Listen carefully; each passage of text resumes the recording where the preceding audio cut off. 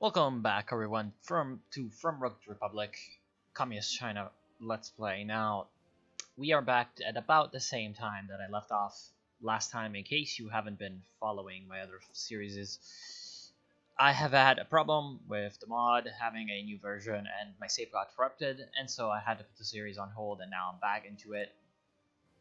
Back at about the same point, but not exactly the same point in terms of actual what's been happening around the world. And what's been happening around the world is a little bit interesting, so let's go over it really quickly. There's a bit of a gangbang going on in Turkey. The Soviet Union has teamed up with Bulgaria to stifle Turkish aggression a little bit because Turkey attacked into Iraq. There was a bit of a mess over there. Then into Europe, nationalist Spain, as always, won the Civil War. Nothing new there. But then we also have a war between the United Kingdom and Belgium, the French Commune existing, and then also I believe something else happened. Let's go and check that out. The Swedish-Finnish War, right?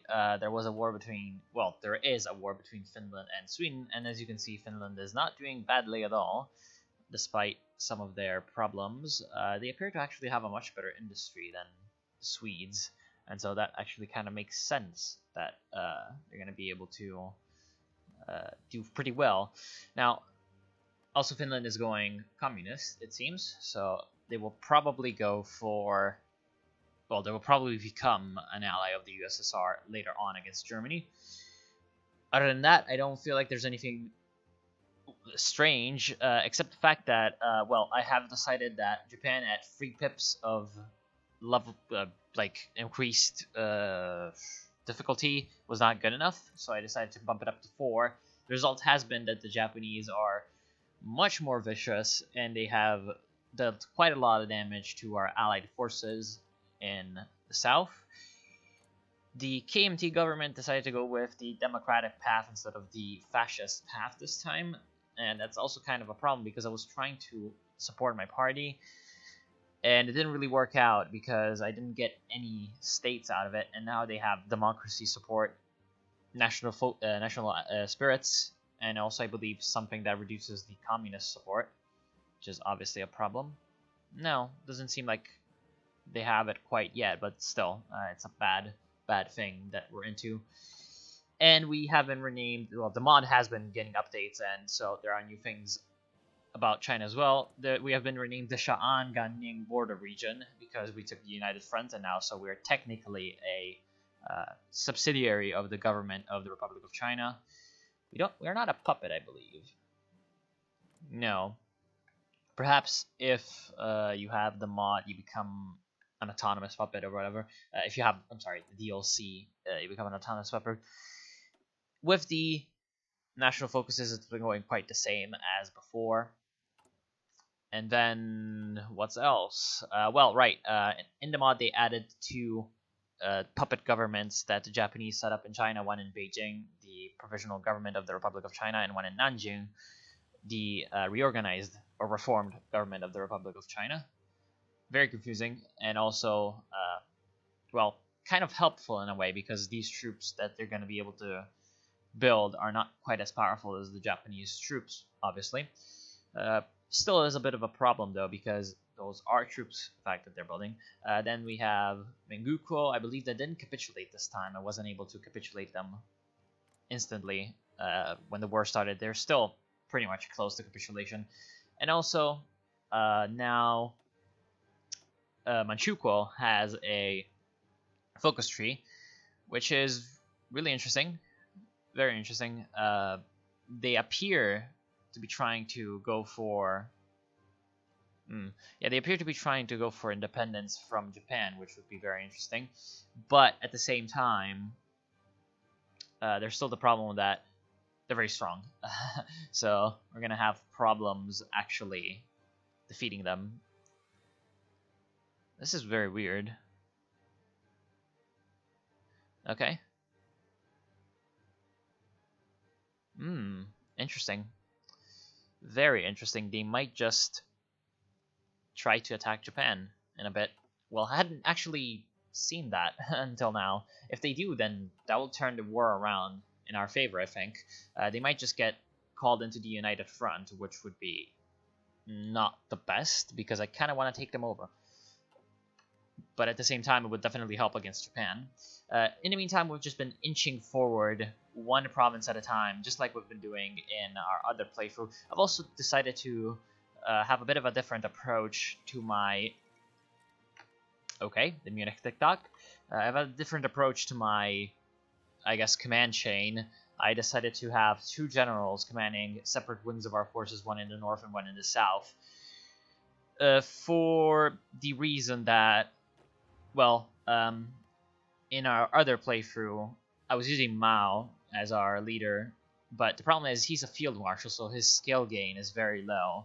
And right now, using both Lin Biao and Yang Xishan, who is the general that was in command of the warlord clique up over here, and for some reason turned over to us, he's pretty good because he's got Desert Fox and Mountaineer, so despite the fact that his skill is low, he can grow that pretty quickly, and the traits are going to help out a lot. So there's a bit of an offensive coming in from the Japanese.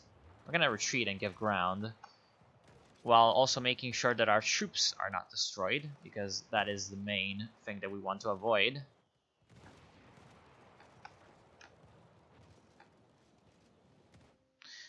There's also a bit of an offensive that the Japanese are doing in the north. They retook Jambei, which is not good. Not good at all.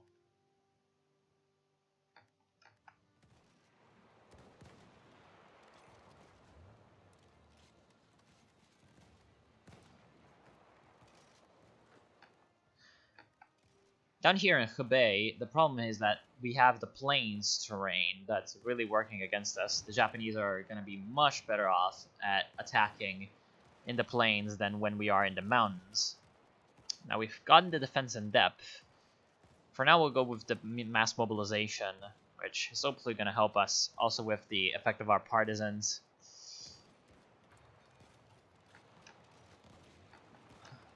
Modifier.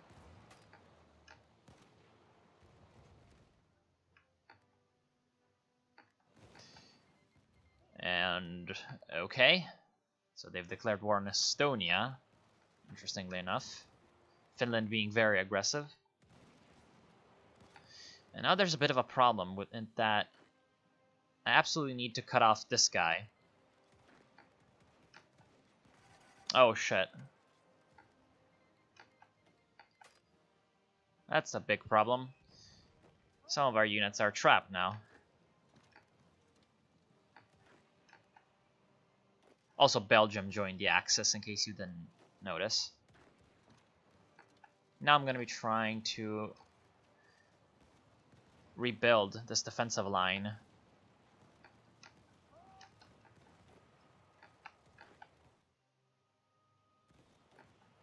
Problem is, they have motorized troops, which is very, very bad. In the meantime, we seem to be able to make a breakthrough. Or maybe not a breakthrough, but do pretty well in the south. Unfortunately, it decided to give the province to the Republic of China, which I don't want.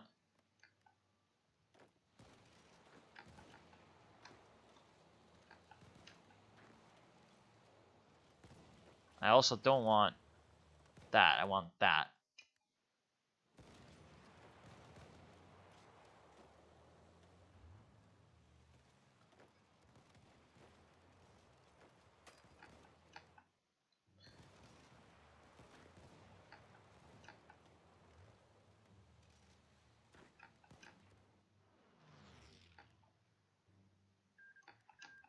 Turkish Socialist Republic was puppeted. Okay, sure.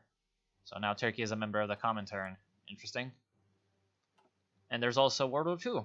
Okay, so it looks like the Germans decided to attack Czechoslovakia, and nobody helped them. Okay, so that's actually not World War II. Well, rip Czechoslovakia. You were nice once. It was nice knowing you. And in the center, we have a problem. The Japanese have broken through.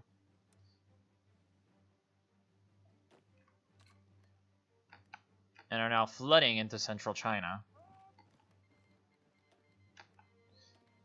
Thankfully, the Soviets seem to be able to send us volunteers, because that's going to be helpful.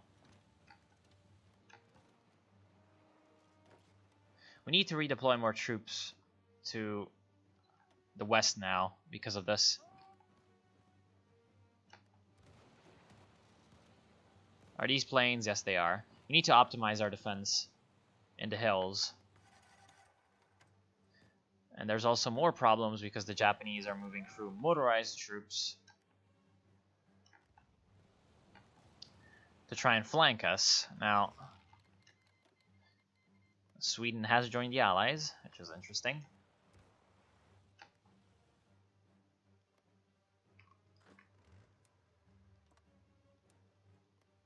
How do we have...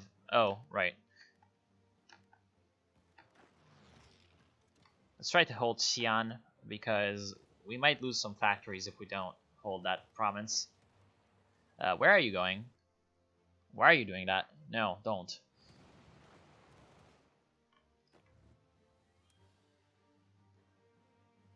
Okay, let's micro this a little bit better.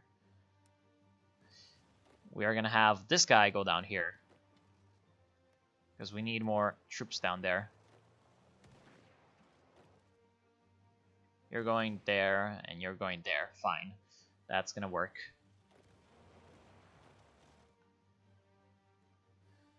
Then we're going to have more of you spread out.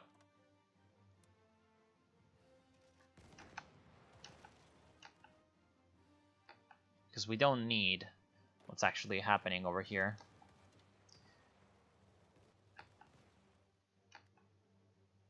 Oh, that's a problem. That's a big problem. The Japanese are in our interior.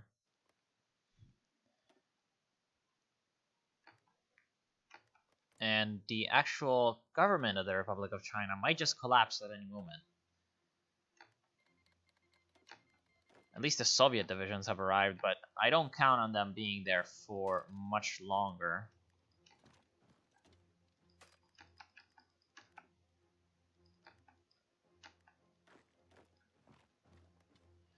Reason I'm not counting on them... Where did my division over here go? Oh, they're there. Damn it.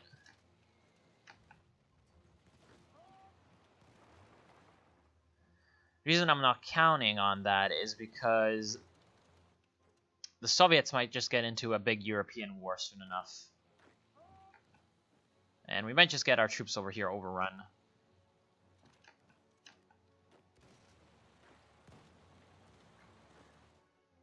We also don't want our troops coming back into that hell. So we're gonna avoid that from happening. Thank you very much.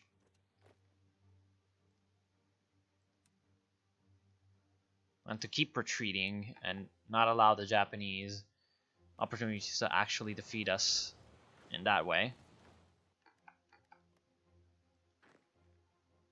We also managed to cut off one of these motorized divisions, which is giving us so much trouble. If we can defeat them, that would obviously be very nice. However, rip Czechoslovakia also. We're gonna go self-preservation. Oh, damn it. They managed to break through.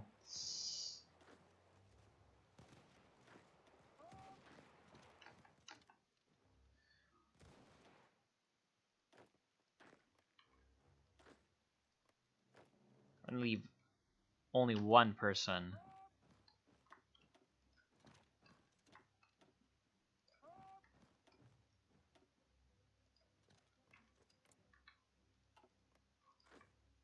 Yeah, we're gonna leave only one person protecting the northern pass. Then we're gonna come down with all our men. Now the Shanxi pocket might just be a problem. This pocket over here.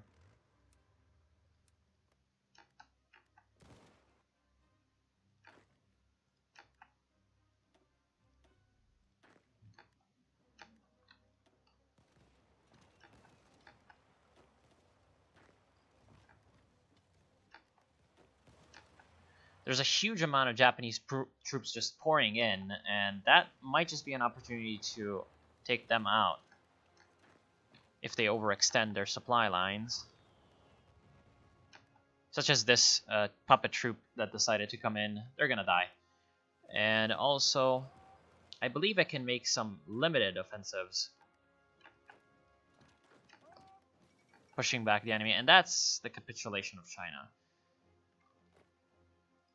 So that's probably gonna be the end. I don't see how I can defend all this territory. Oh, China and Japan have signed a white peace. Right. We seem to also have lost most of our divisions somehow. Not sure how that is possible. And soon enough, the Japanese will decide to subdue the warlords, which would mean us at this point. For now, we'll just prepare for the inevitable. What I can do, since I can't defend all of my territory, is I'll just hunker down in Shaanxi. Problem is, I'd also like to defend my industry in other places. So we're gonna just also hunker down in Shaanxi down here. So we're gonna defend with one army. Yeah. With one army we're gonna defend one province, and with another army we'll defend the other province. Yeah.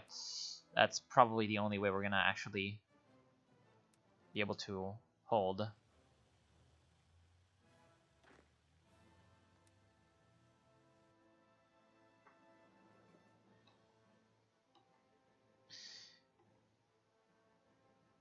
Like this should be enough.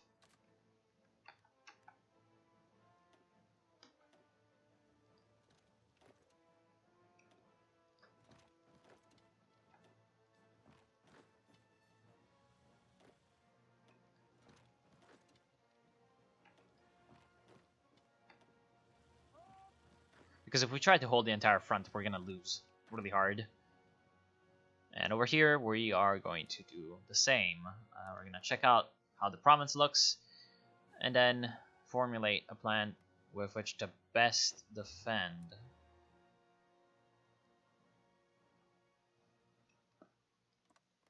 Yes, like that.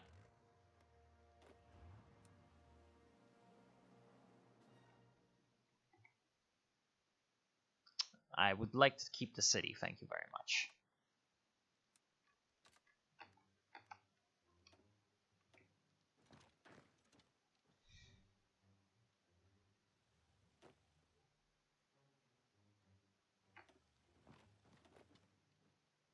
This is also a problem because we lost the effects of exploiting our enemy's mistake, our national focus, which was giving us a lot of really, really nice modifiers. But oh well. I'm gonna have to eat that, basically. Fine. Our turtle strategy might just work, because we might have the time to actually reorganize our army a little bit. Now, some of our divisions that are supposed to have artillery will be downsized into just infantry divisions. Once they're all set up like that.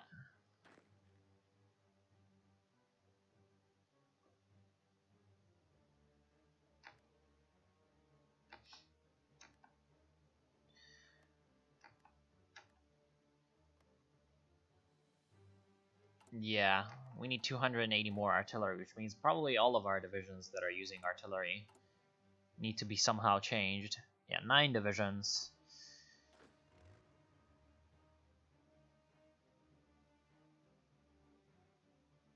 None of them over here. Oh no, one over here. But one that actually is full. Okay. Yeah, this guy can stay with the artillery. This guy though. This guy as well. Yeah. All these. I would like to give them the Renmin Juntui, but the problem is...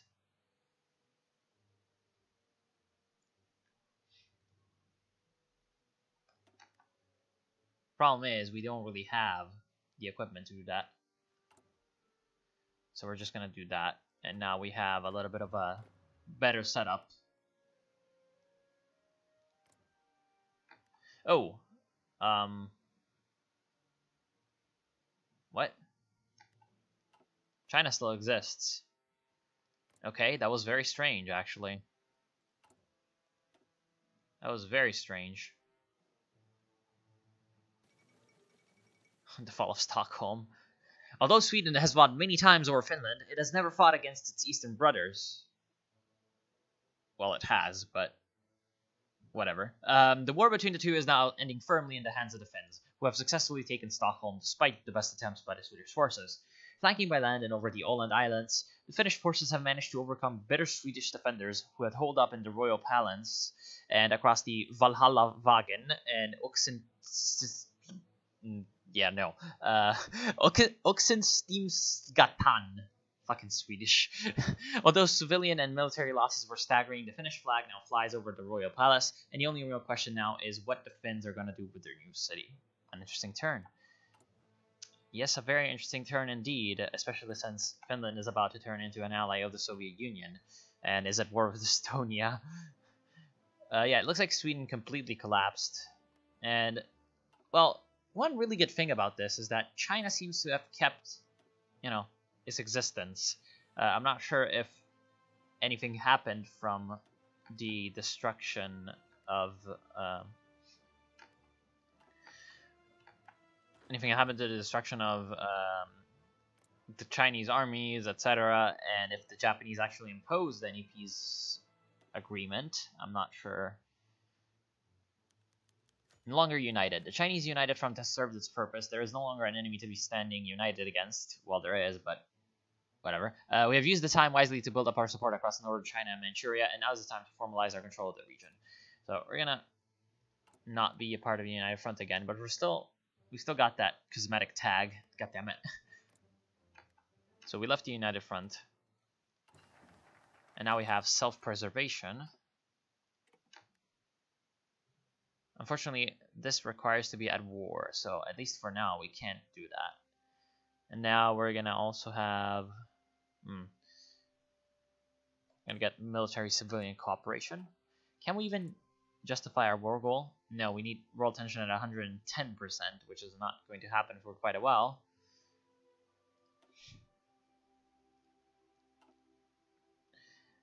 We need to get out of guerrilla warfare to do that. Oh, right. Well, that came a bit too late, Manchuria. That came a bit too late. And oh! Oh shit, they're allied in the Comintern. Okay, so they seem to have joined the Comintern. So the Qing dynasty is back in there now in the Comintern. Oh, of course. And Japan joins the Axis. So, yeah, over the Manchurian revolt, we're gonna have... Wait, Lithuania rejected German demands. Okay, interesting. So over the Manchurian revolt, the Germans and the Soviets are gonna go to war, probably. Yep. There's the war. I wonder what... Oh, what is actually happening? Okay, so... Great. Just absolutely fucking great. Looks like the Soviets were brought into the war by the Qing dynasty against Japan, and Japan called in Germany, and then Germany, I'm not sure what Poland has to do with this, but the French Commune joined the Comintern, and then Belgium joined in, and now it's really, really weird, and Hungary joined the Axis as well. Hungary is very small because Romania didn't give them Transylvania, and also because Serbia has a chunk. Oh no, they have Vojvodina. That's why their shape is weird. Why do they have Vojvodina? To me, that doesn't make much sense. Hungary doesn't seem to have a focus tree. And Yugoslavia is going communist, so they're going to join the Comintern as well. Oh, because Germany demanded Slovenia? I guess, yeah, I guess those two are connected. They must be connected. We've gotten People's Army as well. So at least the next time we fight the Japanese, we're going to be a little bit more prepared.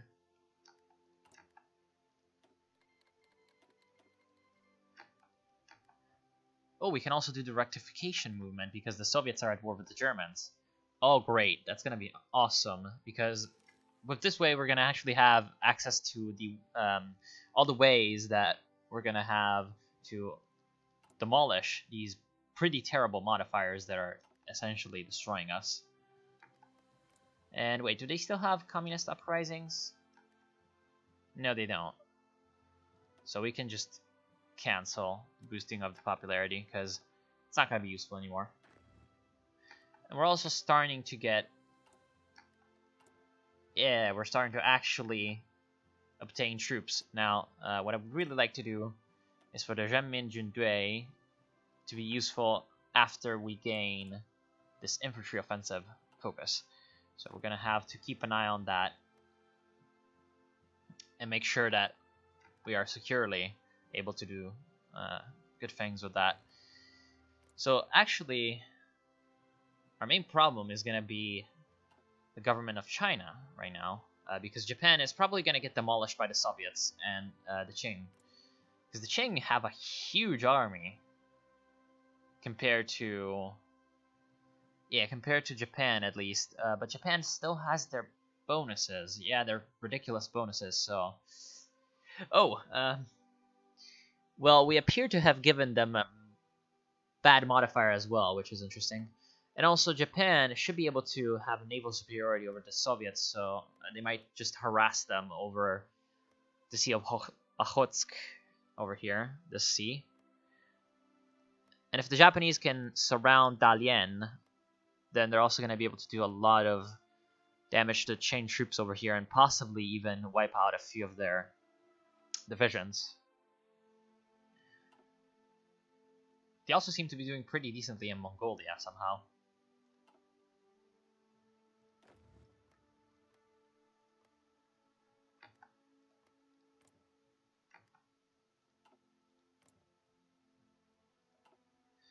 Now they're gonna demand Tibet instead of befriending Tibet. I hope that Tibet does not give in, because if the Tibetans and the Chinese government kill themselves, that's going to be very nice. So we have managed to get the military-civilian cooperation. However, now we can get the rectification movement, which is going to remove guerrilla warfare once we switch to partial mobilization and the founding of our nation. So we're going to go with the rectification movements. Some of our comrades are not entirely following the guidance of communism. We must correct their way of thinking.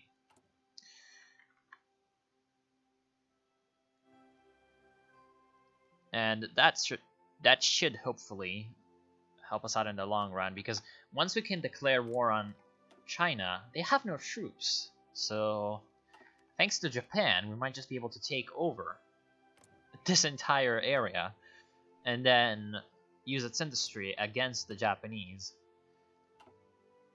And eventually against the Qing as well. So the Japanese army embraces Nanshin-ron. I'm not sure how you pronounce that. The armed forces of Japan have long acknowledged that Japan does not possess the natural resources needed for a prolonged war effort. With rising tensions and outbreaks of armed conflict involving the world's major powers, the threat of the loss of import seems greater by the day. To counter this, the Japanese strategists have come up with a strategic plan to seize the western colonies in Southeast Asia and the Pacific.